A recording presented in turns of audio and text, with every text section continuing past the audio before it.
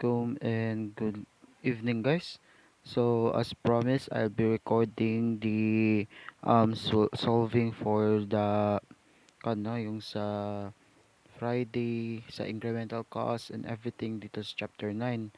So, before we proceed with the solving, let's first discuss again what are these incremental costs, variable costs, fixed costs, and non-incremental costs.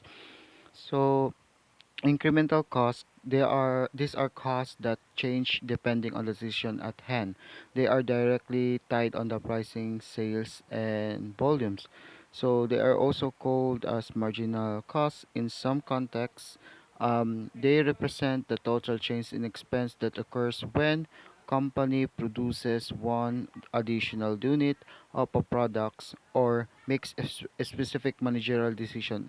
Essentially, this is the extra cost associated with a choice. So, if you sell more units, this cost rises. If you sell fewer, they fall. So, this yung sa mga raw materials, packaging, shipping, di ba? Nabantayan ninyo kapag mas marami ang ipapadala ninyo, mas malaki ang package, mas malaki ang shipping fee. Kapag kayo ang yung sa sense na hindi ang customer ang magbabayad sa cost sa freight, kayo ang magbabayad, mas ganun ang mas malaki ang item, tawag dito, mas mahal ang shipping.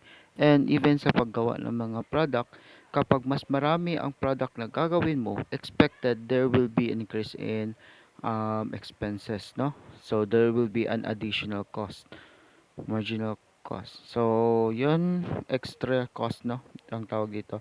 So, variable cost naman, always incremental in pricing decision because they scale with output, no? So, depending upon the output, magvary. So, yon. Example, labor paid per unit produced, electricity, yan. Um, for machines running longer. Fixed cost naman, these are the costs being in business, not doing business. No? Like rent. Yun sabi natin last time. Product design, advertising campaigns. So, they are nandyan, but hindi sila included. Hindi naman sa hindi included, but yung parang hindi naman na-explain ko naman to, 'di ba? Hindi naman necessary na every time na lang nakuan babayaran mo. No. Don't change with sales volume. They usually not incremental when setting prices. So however, they can be incremental if the decision is about entering new market. So launching new product lines or serving a new customer segment. So non-incremental costs, these are costs unaffected by pricing sales decision like R&D, sunk costs, corporate overhead. So let's go with the example, no, yung sa pag illustrate. So na-discuss na natin to, magkaroon ng concert sa isang small town. So initially sa Saturday magkakaroon ng performance, concert or something like event, no? So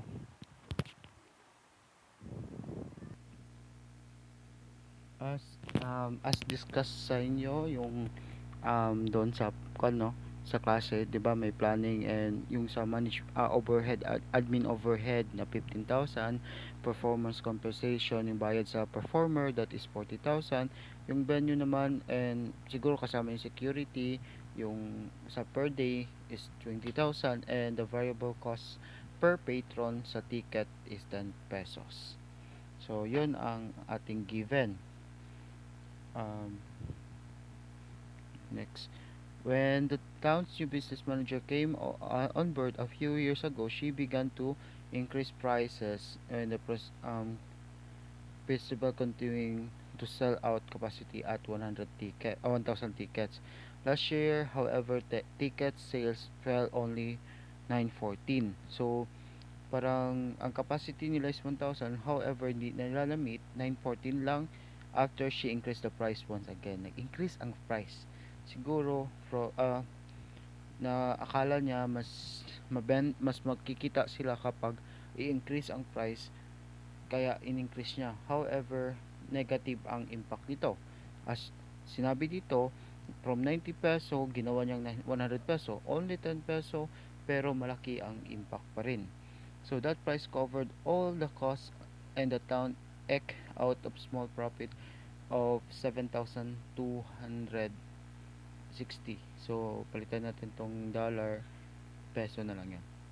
So, but the failure of the festival to sell out hurt civic pride as well as the local merchant who rely on the festival for a boost summer sales. The town manager is reluctant to roll back prices, believing that the festival should make more of a financial contribution to the town. However, she is under pressure to revive festival attendance. So, meron siyang dalawang proposal. Yun na yung in-explain natin sa klase last meeting. So, proposal were put forward, although both involved selling seats at a lower prices. So, first proposal, nagkakaroon ng additional performance on Friday as well as magkakaroon pa rin ng performance on Saturday. So, the managers expect to that making Friday tickets available for 85 peso only. So, possible, sabi niya, magre-revive interest ng mga patron who were deterred by the 100 the gawin natin peso, no? So 100 peso price based upon the turn away in the prior years. So she estimates the Friday program could sell up to 700 tickets, but as many as 200 of those could be sold to people who would otherwise have attended the higher price Saturday performance.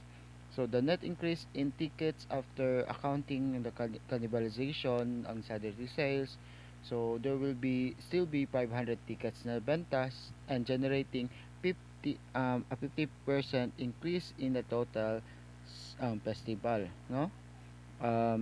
Total festival attendance and an incremental value of a revenue of 39,500. So performance um, indicated that they would give a second performance in the same program at a half price, no, from 40,000. Sige, magpa-perform kami instead of 40,000, 'di ba? Sinabi dito 40,000. So gagawin na lang nilang 20,000 kasi half of the price. So the cost for setting up the stage, seating for the venue would not need to be 200 20,000 20,000 peso, rather na reduce to ng 8,000. So naging ang cost na lang is 12,000 for the venue. Still nagkaroon pa rin sila ng second na option, that is student rush discount. So at least ambitious naman, but not necessarily exclusive because this event is still on Saturday. The proposal would involve offering only half tickets for bona fide full-time students. So mga estudyante ang ibebentahan nila ng ticket, um, still unsold sa mga unsold tickets for 24 hours before the festival for 4 months, no? The manager estimates that she could sell 100 tickets, but as many as 20 tickets ang possible na bili mula sa original price, that is sa Saturday. So tickets rather waiting for a chance to get one half of a price. So the net increase in the tickets in the option after accounting for cannibalization of a full price tickets is 80 tickets, generating incremental of 3,000 pesos. So balik natin dito, palitan lang natin ha. Sorry guys. Kinapi ko lang kasi ito sa original na original na nasa PDF. Change lang natin para masabi natin na Pinoy ba? English kasi yung natin. Sige. So, na tayo. Tapos na tayo sa explanation ng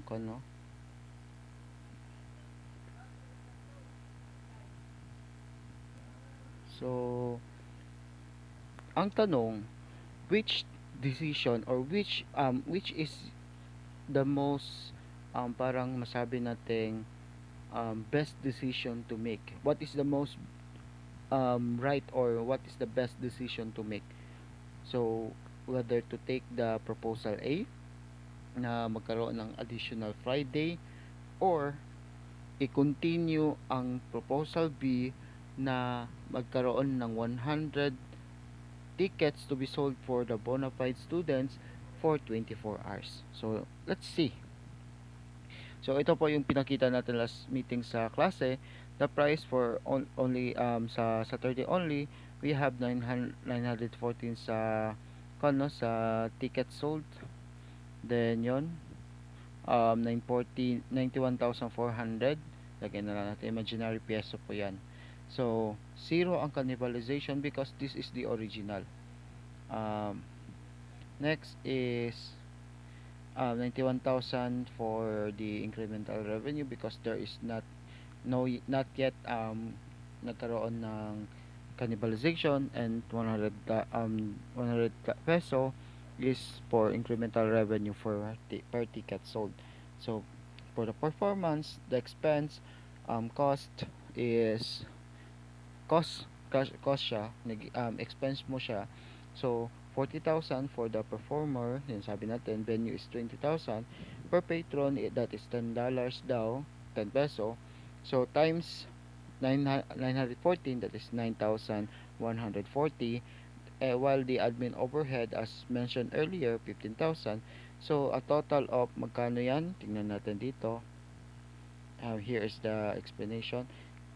A total of magkano yung a total of 84,140 ang total overhead natin.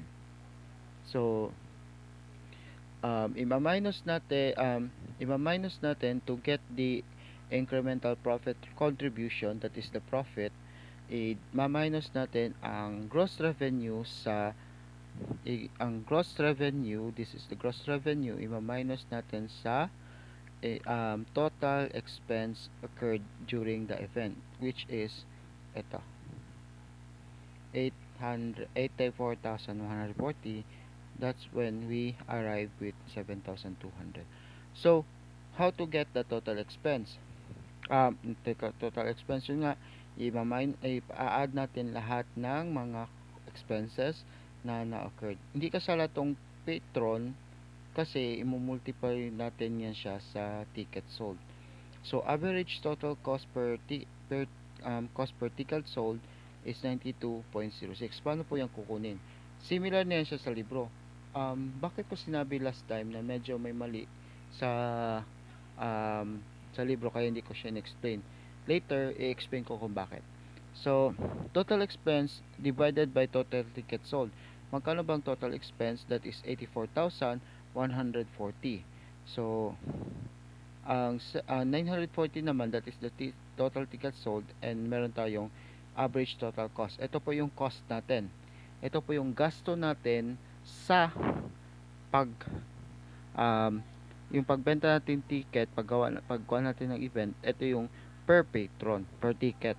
So, since meron tayo, ito po yung kikitain natin. So, ilang peso lang po ang kikitain natin? Nasa 7 peso, 7.94, 7.94, mga ganyan ang kikitain ng peso. So sa option A, the Friday ad, so sinabi natin kanina that there will be 85 peso per ticket, 700 po ang expected mabebenta. So 700 times 85 peso, that will be the per ano tawag dito, yung kuha natin, sales, gross revenue. Sabi doon magkakaroon ng cannibalization. So since may cannibalization na 200, ima-minus natin yung 700 minus 200 sa Saturday, no? Yung expected na out of 700 may 200 daw na na cannibal from Saturday mag-a-attend sa Friday, and expected ang mabebenta sa na ticket sa Friday is 500 only. So incremental revenue 39,500. So paano siya nakuha? 200 tickets, 'di ba? Yung na-cannibalize since 100 peso po yung ticket of ticket sa Saturday pala to. Saturday,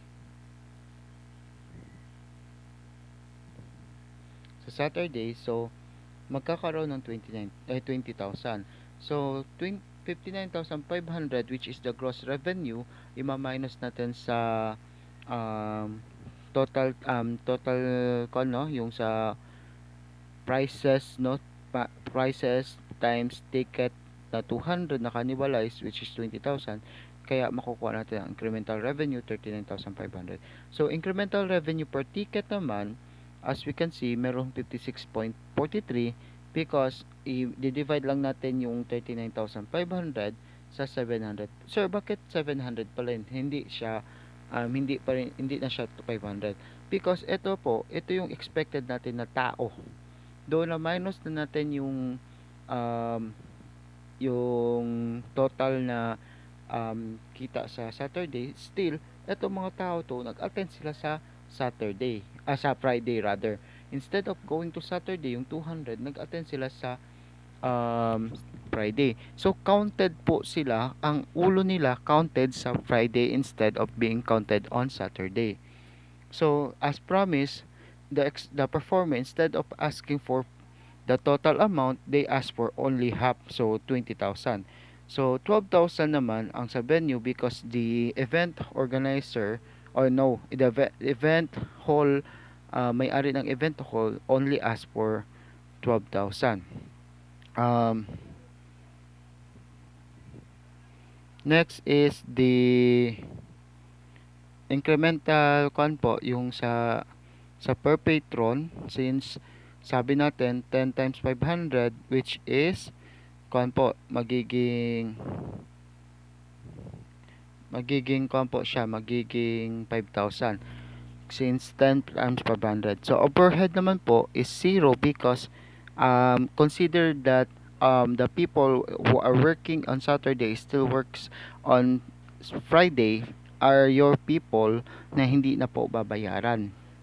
Then the incremental profit no, profit cost, no, profit co incremental profit contribution rather, is total expense, which is the performer cost plus the venue cost plus the variable cost, incremented variable cost, plus the overhead, in which it is zero.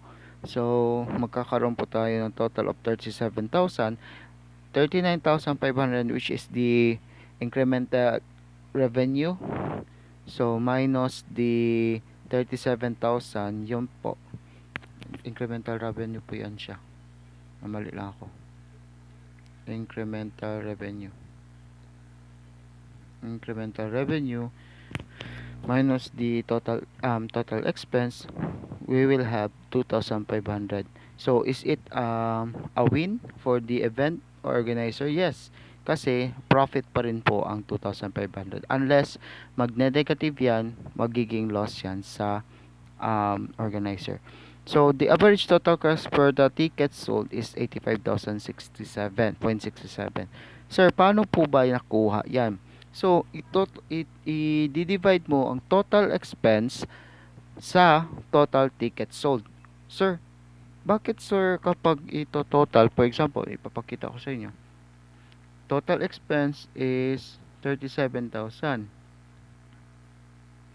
divided by total tickets sold, which is 500.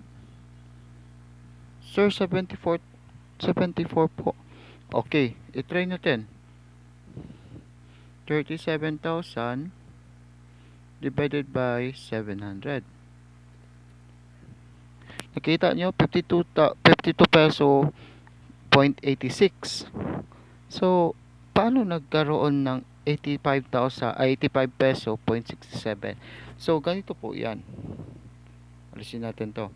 So, the total expense na sinasabi dito, this is the expense from Saturday plus the expense from Friday, which is 84,140 plus 37,000, we will have 121,140.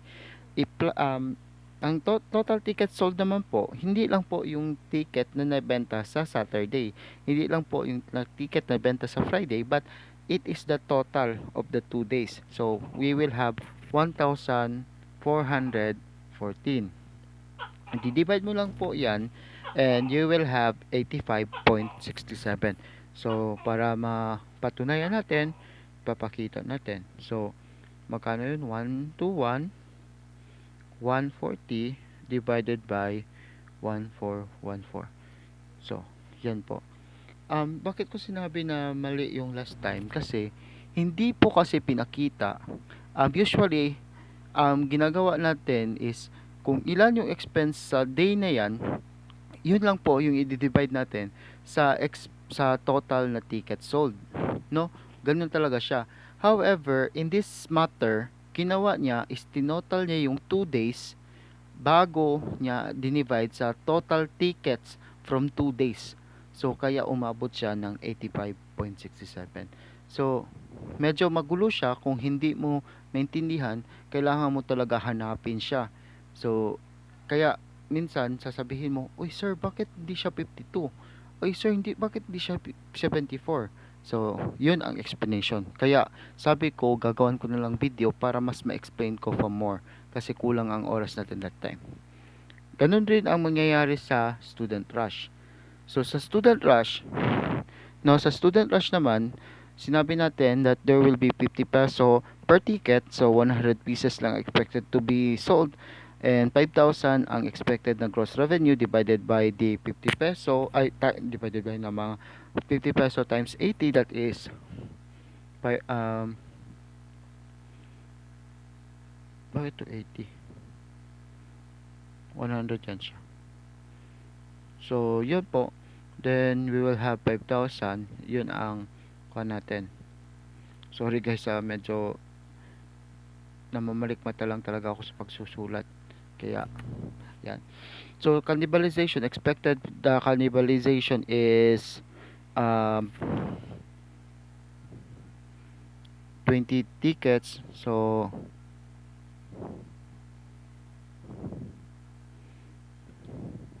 kamali talaga ako. So, there is cannibalization on target Saturday tickets. So, the cannibalization is 20. So, 100 minus 20, that is 80 tickets sold on Saturday pa rin to. Kinapi-paste ko lang kasi yan kanina. Parang ginawa ko lang siyang kwan. So, incremental revenue, that is 30,000 because 200 tickets times 200 tickets, 20 tickets times 100 is equals to 2,000. Then 5,000, which is the gross revenue, minus the 2,000, we have incremental revenue of 3,000. So, incremental revenue per ticket sold, i-divide mo lang po yung 3,000 sa 80. Ito yun yung kamali ko. Similar dito, no?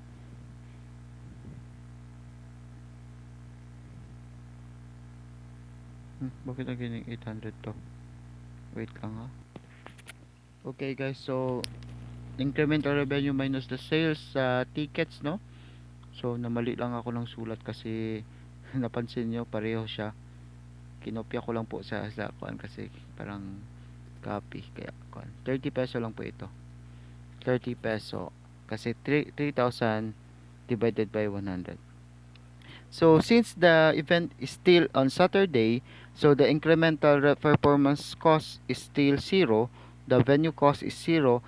Ang meron lang po tayo, which is the patron, since meron po tayong expected na 80 na nakabili ng ticket, so 800 peso ang variable cost natin. So, admin overhead still 0 kasi wala na tayong babayaran because it is the same day pa rin. So, incremental profit contribution is 2,200. Paano? So, ulit natin, incremental revenue minus the total expense for that day. Ang expense lang natin that day is 800. So, 3,000 minus 800 is equals to 2,200. So, being wise. So, isipin mo, um, saan ba ang mas malaki ang kita kapag ikaw ang ipatototal ko? Ang sa 2,500 ba na sa A or sa B? Saan ba mas malaking kita? Kung sasabihin mo sa A, yes, mas malaki ang kita niya kasi mas malaki siya ng 300 peso ang A sa B. So, later, i-explain natin. Explain muna natin paano kinuha yung average total cost per ticket. Similar. So, i-divide mo yung total expense which is the expense from Saturday and sa student rush which is 84,000 140 plus 800, that is 84,940 divided by the total tickets sold from Saturday and the student rush, that is 914 plus 80, that is 994. We will have 8545. So para mas sure, 914 divided by 900, mali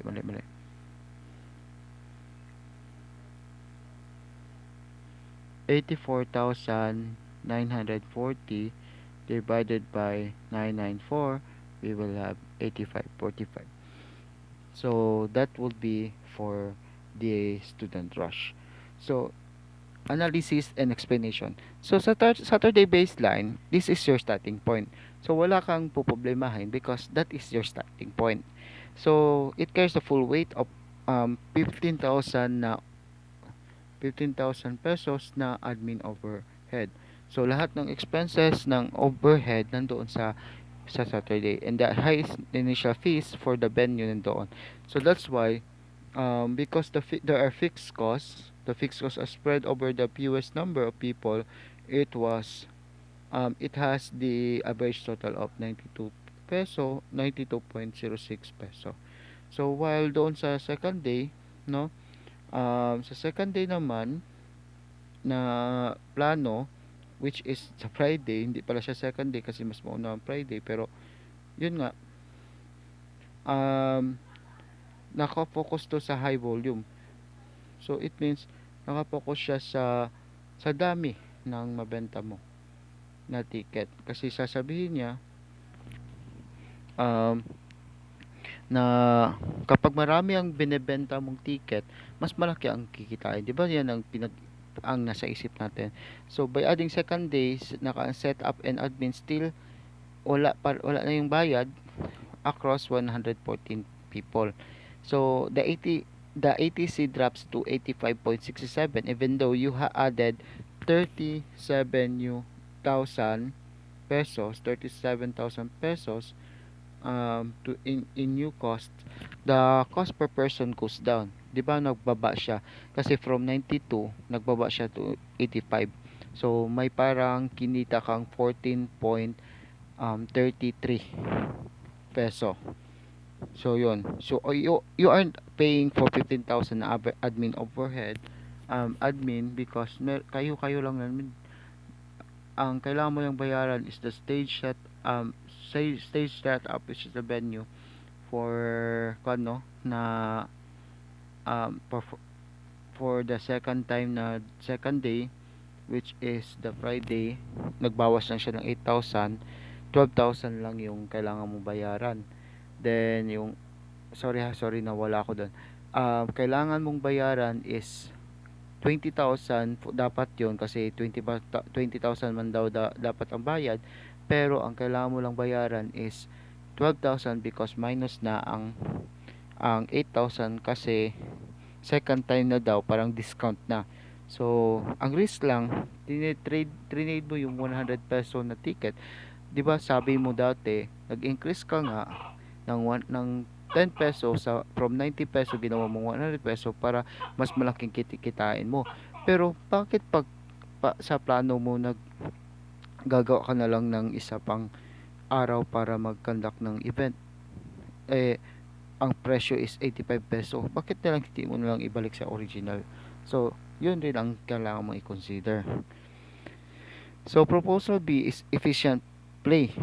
Yung sa kuan kasi sa B, that is the scale play. Na kung saan yung mas matimbang, gagawa ka lang gagawin mo ba yung mas marami kang mabebenta? So, yun, sa efficient play, this is most surgical option. Because you are filling only the seats that is empty, no? Siguro may empty seats na 100 kasi 1,000 dati ang in-expect niyo magkuhan pero ang mag-attend pero only 914 meron siyang 86 na empty seats. So expected mo may possible pa talaga na mag-attend. So kaya nag-student rush ka which is 50% discount.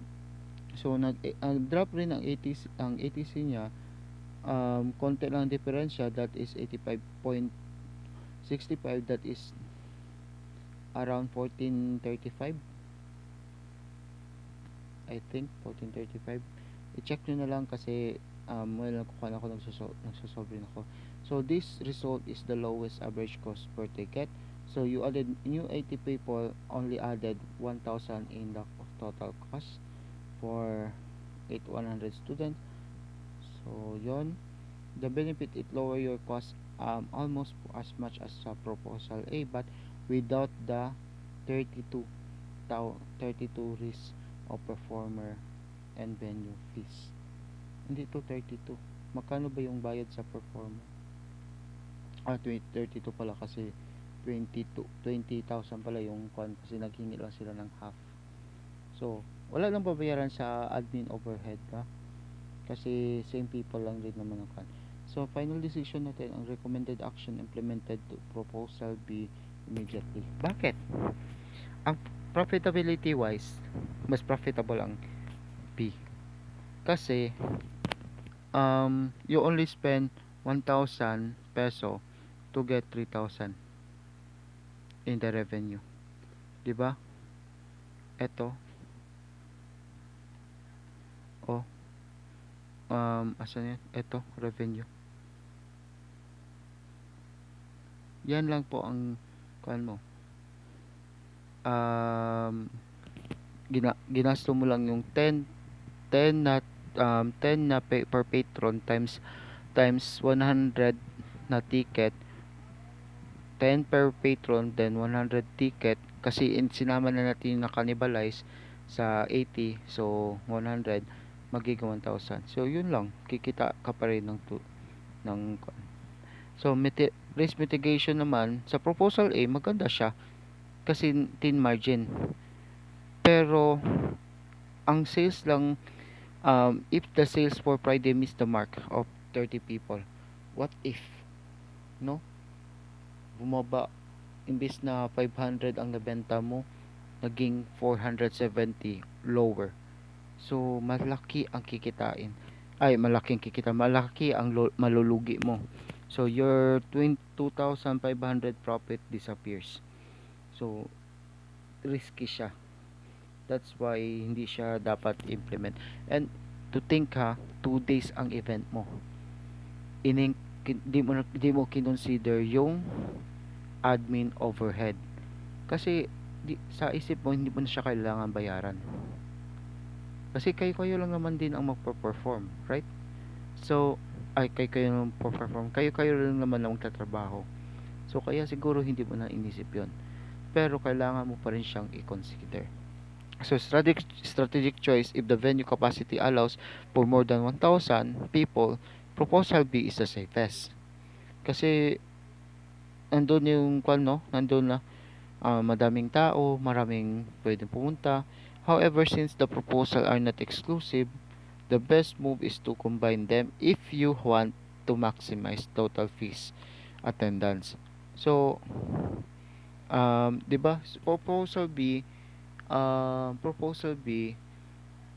nag-fill in ka lang sa empty seats. Parang instead of magkakaroon ng empty seats, binenta mo ng 50%, nag-lower lang yung imbis na expense mo. So kikitain mo pa rin 'yon. Kasi kahit yung sa original na 914 na tickets na benta, kumita ka na ng 7,200, how much more kapag may bibili pa ng 80 na tao. So, kikitain mo pa rin. However, sa kung ano, mas maganda pa rin kapag i-combine mo daw. As long as you are comfortable with that extra operational work proposal A. Yun lang nga, um, as admin, no, nakakapagod po magtrabaho. So, to work on the two days na event, pagkatapos wala namang bayad yung isang day, so magiging unfair. So let's continue, no. So let's sa kano sa ang decision talaga, the best way is to accept the proposal B kasi pareho lang siyang Saturday. So avoidable cost naman, these are the costs, sabi nga natin na hindi pa na-incur kaya pwede mo pang iwasan. They are relevant to current decision making because you can choose to avoid. So future expenditure like costs that have not happened. Sales distribution cost of selling product and delivering it to the customer. Inventory replacement to replace an item that has been sold. Yon, di ba? Flexible rentals are not in the long term. For example, kapag mahal ang rental mo ngayon, so pwede ka mag-change ng nirentahan mo. Kasi mas para mas makatipid ka. Kaya nga yun, no, yung iba hindi talaga nagsasign ng long term lease lalo na kapag mahal ang renta na binabayaran nila, para anytime pwede nila i-end ang contract. Reversible commitment, any cost that can undone or cancelled without a permanent financial penalty. Some costs naman, these are costs that companies irreversibly committed to bearing. They should typically be ignored in future facing decision because they cannot be changed. So these are the things that cannot be changed. For example, past expenditure, tapos na eh. Money already spent, such as historical research and development sa R&D cost. Tapos na, nag-research ka na. So hindi mo na yung mababalik pa. This commitment, rent on buildings or equipment that must be paid for the duration of current. So non-cancelable lease. Parang nagbayad ka na in advance dahil may kontrata ka na. So tapusin mo talaga yung kontrata mo. Kaya nga minsan kapag malaki masyado yung kontrata mo sa renta, sign ka lang ng shorter term para ma-cancel mo siya anytime. Kasi kapag kinancel mo yun, sayang rin yun eh. Kinancel mo siya, tapos mahaba pang time pero malaki ang binayaran mo. Expense na siya yun. Hindi na siya mababalik sa'yo basta-basta. Unless mag-agree ang landlord or anything. So reversible commitments, any cost that stays the same regardless of what decisions you make in the present. So partial exception, a sunk cost is like a lease only becomes partially avoidable if the firm has the ability to sublet the property to someone else. Yun nga sabi ko nga kanina, if nag-cancel ka ng rent or nag-cancel ka ng lease, so if possible maparantahan niya ulit sa iba, then pwede niya ibalik yung um, ibang amount, pwede. But in that case, partial exception lang siya. Hindi naman buo ang mababalik sa'yo. Partially. Yun, tulad sa sinabi ko kanina. So, meron naman tayong break-even sales with cost changes. Later, magbibigay tayo example nito. So, baka ikakat ko muna ng recording, then magre-record tayo ulit. So, when a marketing plan involves more than just a price change, you must integrate incremental costs to your trade-off analysis. Kasi variable cost change, if you raise the price but also improve the product, increasing variable cost, your contribution margin per unit change. No? Kapag 'di ba, kaya nga yung iba sa company, napansin niyo, kapag marami silang ginagawa na product, minsan minsan nagmamahal itong product nila kasi nag-increase rin yung variable costings nila. Nag-increase rin kasi yung expenses nila. Lalo na kung mini-maintain nila yung quality. Kaya yung iba, pinapa-low nila ang quality para mas malaki ang kita. Marami ang nagawa nila, maganda pa rin ang quality, pero yung iba may let's face the truth, decrease pa rin yung quality, di pinaparami pa rin. Ibang story na rin yun. You must calculate how many extra units you need to cover both price volume trade-off. So, kung magkano yung production cost mo, dapat itingnan mo kung ilang units dapat ang kailangan mong gawin para ma-meet mo yung break-even and the new cost of the production. So, magkano ba yung nagasto mo, kailangan ma-meet mo to. Then, i-meet mo yung sa margin of safety. Kung titingnan mo kung ikaw ba nakamit ka na doon, dapat lalampas ka sa margin of safety. Kasi, yun nga, nandoon ka lang sa margin of safety, to think na cost lang yun, yung gasto mo lang yung nalagay doon. How about ang gasto mo sa yung parang sa effort mo, 'di ba? Kailangan pa rin 'yon. So fixed cost change, if a price cut is accompanied by a new advertising campaign, a new fixed cost.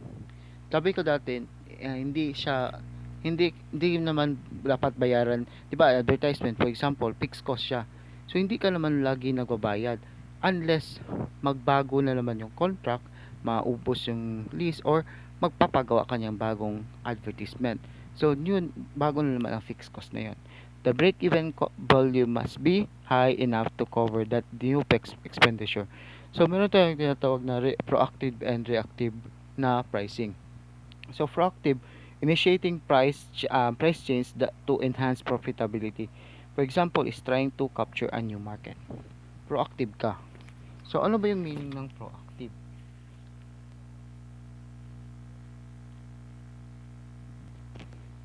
So ano ba yung meaning ng proactive and reactive?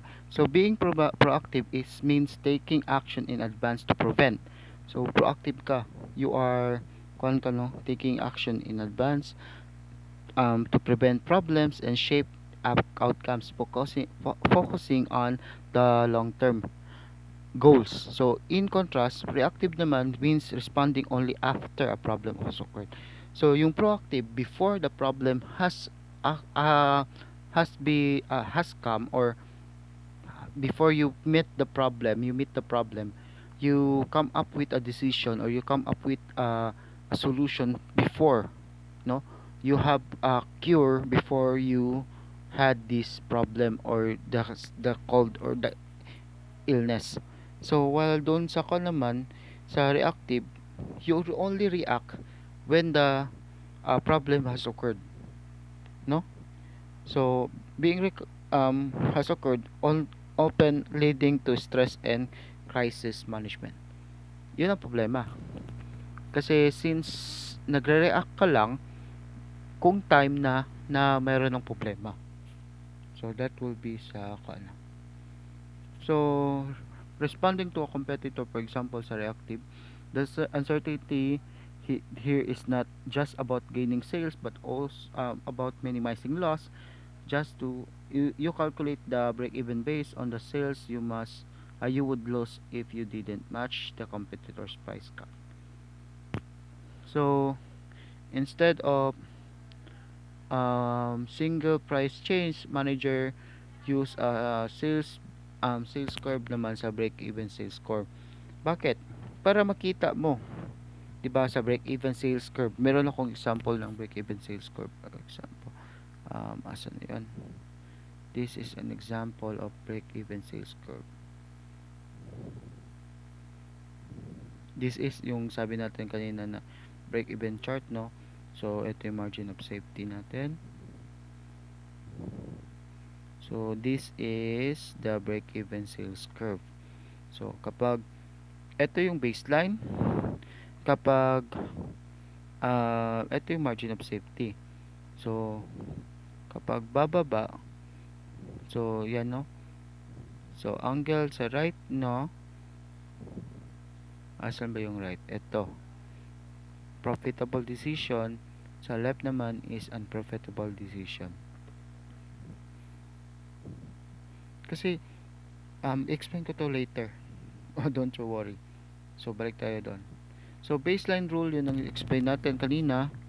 Doon pala. So, chart na summarize of what if scenarios.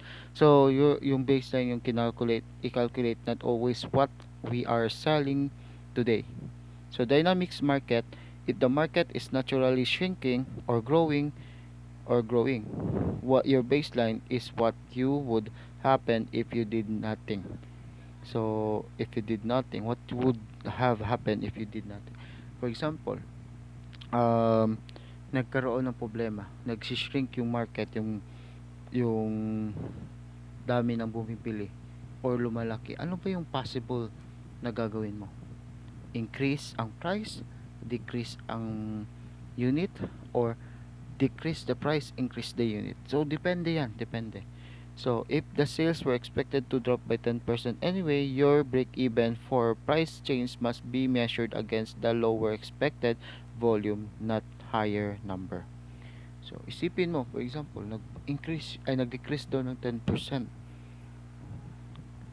Ano bang gagawin mo? No, anong gagawin mo? Not, sabi dito, against lower expected volume. So, kailangan mo mag-create ng unit na ma-meet pa rin yung break even niya kahit sa lower volume lang, hindi na paramihan ng gawa. For example, yung iba kasi ginagawa nila, pinaparami yung gawa nila ng units. For example, naggawa sila uh, ng munchkin. Instead of gagawa ka ng munchkin na ito sino sa inyo yung gumagawa ng munchkin? Example. Close your eyes, imagine yourself creating a munchkin. Okay. Sa pag-create ng munchkin, kailangan mo ng Ace or Yahoo or Hope or ano pa yung mga ginagamit na parang pwede rin Graham o social ka na masyado kung Graham ang ginamit mo. So sa paggawa ng munchkin, kailangan mo siyang bumili ng Ace example at condensed milk, then desiccated coconut or ano daw dito, or para makatipid, milk powder. So, depende rin yan. Kasi yung iba, desiccated coconut kasi masarap ang desiccated coconut. Yung iba naman gusto matamis katulad ng milk. So, yung iba, optional na yung maglagay ng nipsa. 'Di ba? Yung iba, gagawa sila ng smaller pieces. Nag-decrease yung imagine mo, nag-drop yung percentage ng market. So, anong gagawin mo?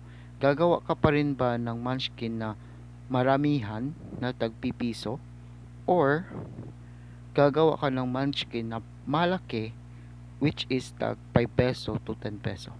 So, saan ka lulugar?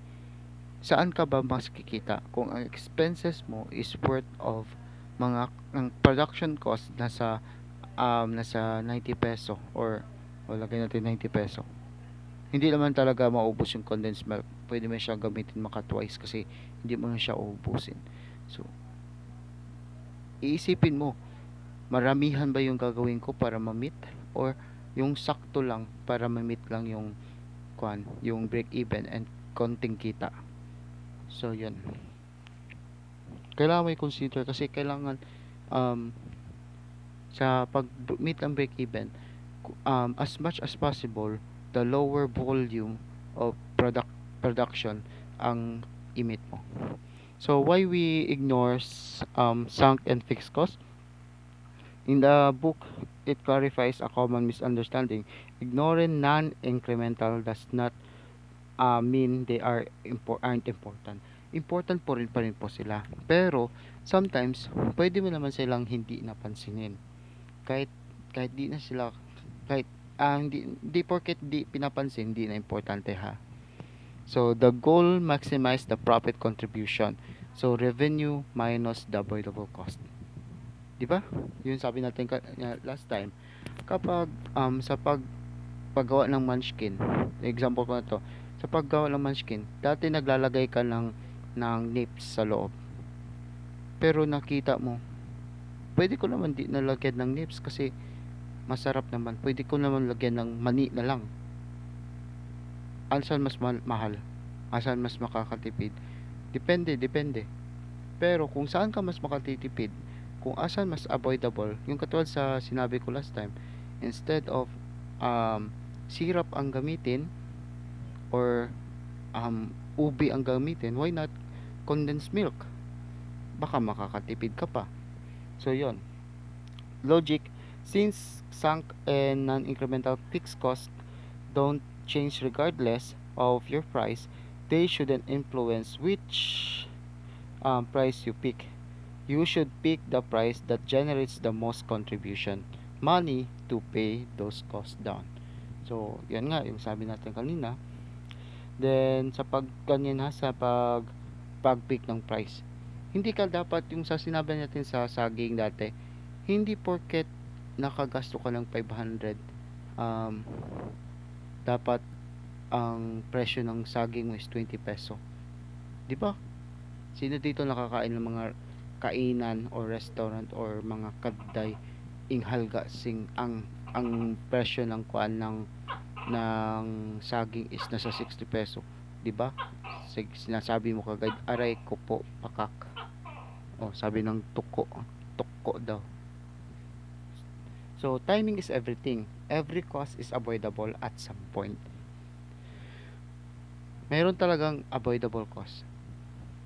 For example, yung sabi natin last time, yung joke natin, kung kaya maglakad, lakarin mo para mabawasan ang cost ng pagbili or ng freight. Kung malapit, lakarin. So the key is to evaluate those costs before you incur them. Once you've spent the money on R&D or long-term lease, those costs become sunk costs. So, and should no longer dictate your pricing strategy. So, yan. That is already done. That is on the history. Parang pwede na siyang isali sa historical cost.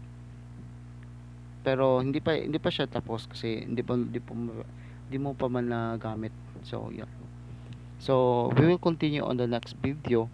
So, I will just post the continuation for the explanation of break even and some parts.